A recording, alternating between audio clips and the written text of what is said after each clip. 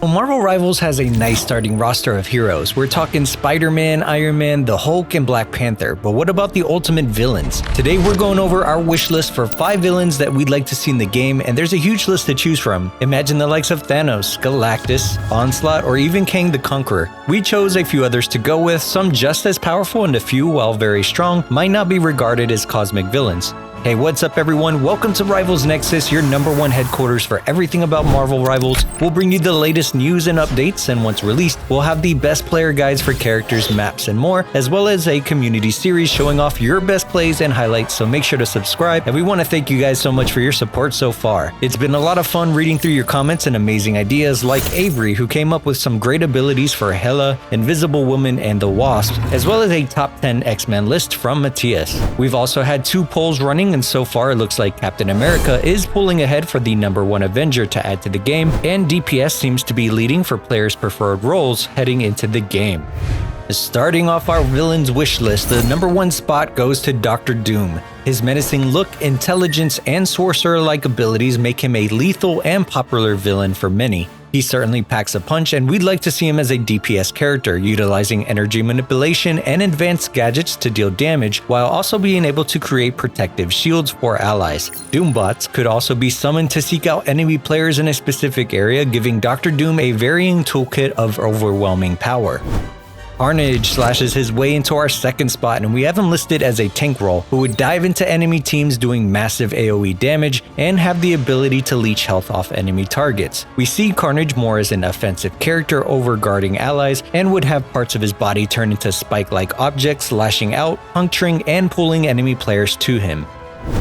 The Green Goblin flies in at #3 with his iconic glider. We have Green Goblin as a DPS role with the ability to hover and fly short distances, throw bombs, and even throw his glider as a way to pierce enemies that are caught in the telegraph. He could also use a melee attack maneuver where he jumps in to do a combo and then uses his glider to slide back out, and we'd also love to hear his iconic laugh as he zips around the battlefield, antagonizing the enemy team that much more.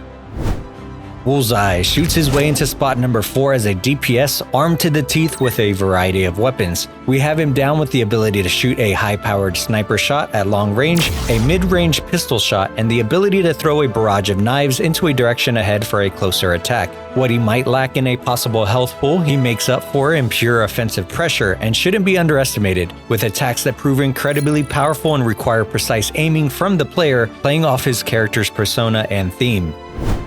Sabretooth leaps in our final spot as a DPS role, and we're thinking the much more menacing version in the comics than we saw on screen with the original X-Men movies. He would have a slightly larger health pool as a DPS and be much more of a bruiser brawler type of character, getting close and clawing away at enemies. Imagine an attack where he leaps, slashes twice, picks up an enemy high above his head, and then crushes him into the ground. This got us wondering, there's team-up synergies in the game, right? But what if there were some type of minor system based on pure rivals, like Sabretooth would feel about Wolverine, where he would get a minor boost of enrage when fighting a direct rival for an extended amount of time? It shouldn't be game breaking though. What about maybe a visual change instead of a combat stat change, or maybe an additional in-game currency you earn that purely goes towards a special type of cosmetic category? Something that would just passively be earned while playing off all of the possible direct rival interactions we could get with more villains introduced.